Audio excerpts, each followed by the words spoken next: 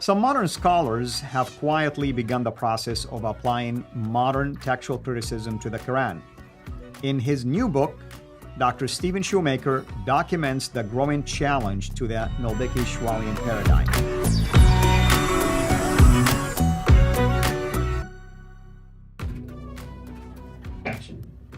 Well, greeting everyone.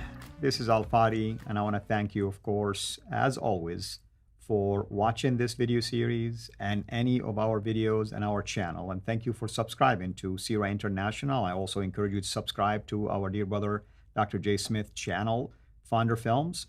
And remember also to consider becoming part of our Patreon team. Your support is needed as always, and we are always blessed by it, regardless of the amount, obviously. So thank you so much again for partnering with us. We have been unpacking contents that come from a newly released book.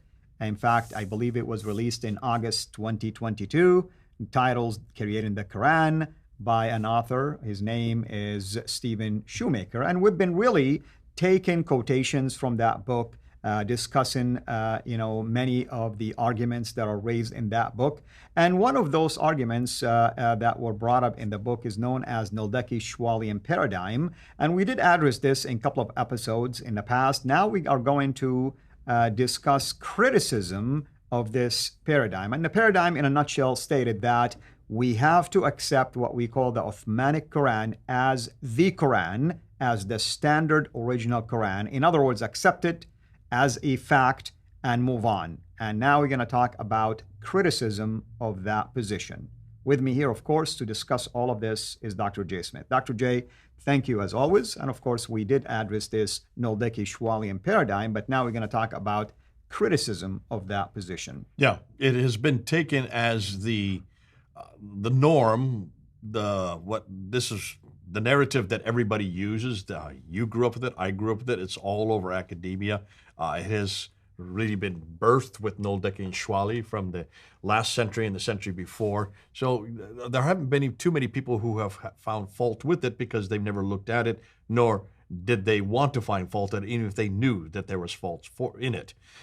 What I want to do is look at 6 scholars specifically and just see their criticism and unpack each one of their criticisms. Mm-hmm. The first one, and these are all in Shoemaker's book. He brings them up, and so it's not me that has found this. This is why I like Shoemaker. He goes to all the academic scholarship that he is aware of and pulls it from many different sources so it speaks for him, so that it's not just one voice. That's always good to do that, so you know that you're not speaking alone, you're on an island, or that you are unique. There are an awful lot of people who are saying this. We just haven't read them, nor did we see why is it they've come to their conclusion. And these scholars, I mean, for the most part, they were ahead of their time, or they faced a lot of rebuke for daring to say anything that goes against the standard tradition. No, especially someone like Patricia Corona, who is a second one. Let's start with John Burton, and I'll do in sequence of when they wrote or when they referred to their critique of Noldeki-Schwallian paradigm. John Burton says this: the reports are a mass of confusion. These are the traditional reports, the standard Islamic narrative, are a mass of confusions, contradictions, and inconsistencies. By their nature, they represent the product of a lengthy process of evolution, accretion, and improvement. They were framed in response to a wide variety of progressing needs. The existence of such reports make it clear that the Muslims were confused. And he's specifically talking about the Uthmanic recension, the Uthmanic manuscript. The earliest stage of the traditions on the collection of the Qur'an did not consist in incompatible attributions of the first collection to Abu Bakr, to Umar, and to Uthman. So you can see this enormous amount of confusion is there. Why hasn't anybody noticed this? That suggests that there's a problem with this because no one really knew what it was. These are nothing but second guess. I mean, Al-Tabari is probably typical of this. Al-Tabari, we know. In fact, we love Al-Tabari, who's writing in the 10th century. He died in 923. And he would take every tradition he could find. He would amass it together. And then he would just kind of throw it out there. Right. And he said, now you, the reader, you decide which one you like. Here's a possibility, here's a possibility, here's another account, and he goes through the list, of these accounts. Ibn Kathir did the same thing also, by the way, many times. So this is why we love him, because they are just so transparent. Patricia Corona is one who is by far the leading scholar on this point. In 1992, She writes this. Scholars mimic Muslims.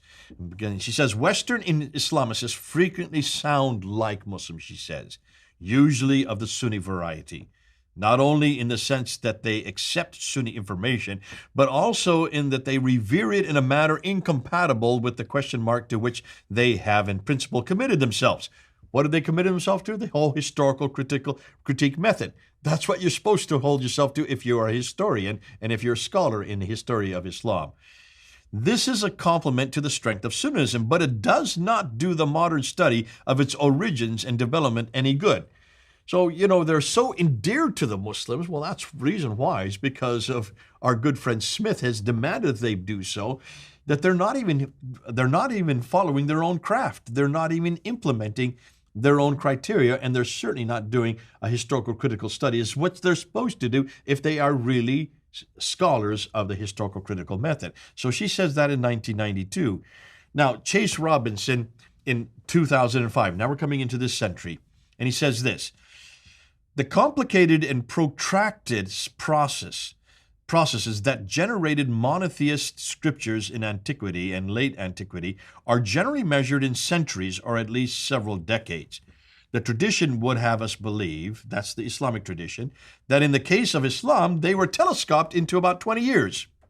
Are we really to think that within a single generation, God's word moved from individual lines and chapters scribbled on camel shoulder blades and rocks to a complete, single, fixed, and authoritative text on papyrus or vellum?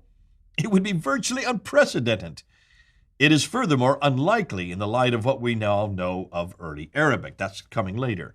The nature of early Arabic script, which only imperfectly described vowels and consonants, and conventions of memorization and reading, which often privileged memory over written text, would mitigate against the very rapid production of the fixed and authoritative text that the tradition described. Now, what he's saying very simply is just look at the Quran. Just read it, for heaven's sakes. It's sophisticated. It has an enormous amount of categories. It has an enormous amount of laws, rules, regulations, all kinds of legal process. It is really quite a sophisticated piece of literature.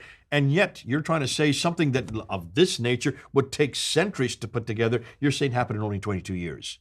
And these guys are asking the right questions. Indeed, how can you convince me that such a book was preserved in such a speed and was put together perfectly in such a short period of time, and yet what we have as evidence back then and today contradict all of this claim? Absolutely. Now, we're going to continue with three more in the next episode, because these three I just want to get started with, because now that brings us into the next century, this century that we're living in. What I want to do now is do more with 2006, 2012, and then even this year, what Shoemaker is saying. And what is it that we want people to get out of these, different criticism by these scholars? I mean, what exactly are we trying to help them get out of it? I mean, that's for the benefit of the for the Muslims who are listening. Yeah. What you need to know is we have been for so long taking what you're saying verbatim. We've never questioned it. We never really even unpacked it. We never even tried to critique it. Well, this has got to stop, is what they're saying. And this is what Shoemaker is saying. This is what Crone has been saying. This is what Burton has been saying earlier. We now are going to apply the same context, the same categories that we did to the Bible, we're going to now apply to you. And we're going to do some historical criticism, but we're also going to look at in the context of the historical environment that it was supposedly written. We're going to look at it within the 7th century. What we're going to find, and you're going to see this, is that it just does not fit that century, it does not fit that time, and it does not fit what the early scholars were saying. Even the early scholars who were written in the 9th and 10th century don't agree with what we're saying today. So that's why it's important that we do this, we ask these questions, and then we come to conclusions. Wonderful. Thank you so much. And of course, I hope everyone has been paying attention to the many arguments that we've been raising.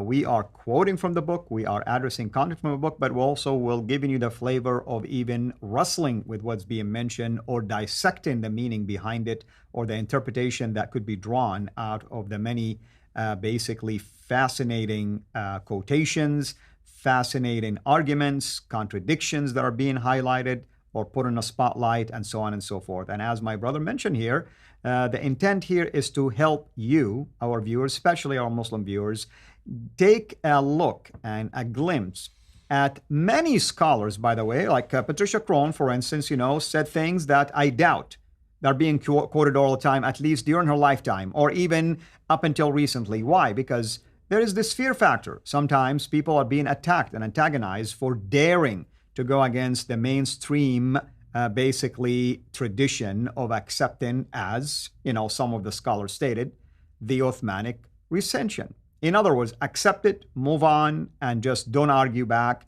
and just do not highlight anything that is negative or perceived to be negative against the Quran and its history. But that flies in the face of scholarship. That flies in the face of authenticity of research, credibility of research, truthfulness of research, because a scholar, in my humble view, is like an investigator. Looks at evidence, shares the evidence. They can withhold their opinion, but at least make these evidence known to those who need to benefit from it. In this case, I speak to you, my Muslim friends. It is not for my own gain that I'm doing this. We receive a lot of flack, myself and Dr. J, by the way, for doing things like this. You have no idea how many times we're being cussed out or ridiculed. Just go and read the many comments that we receive on our YouTube channel. But it doesn't matter to me. At the end of the day, what matters the most is that I want you to know the truth and be set free. And only Christ can set you free. Until we meet next time, have a blessed day. Thank you for watching this video. Be sure to like and subscribe to our channel, Sira International, and click on the bell so that you receive notifications whenever we publish a new video or go live. I would also like to appeal to you to consider becoming a Patreon patron by clicking the link right below. By doing so, you can give towards the production of these videos. There are also other options for you where you can give to our channel. I thank you from the bottom of my heart.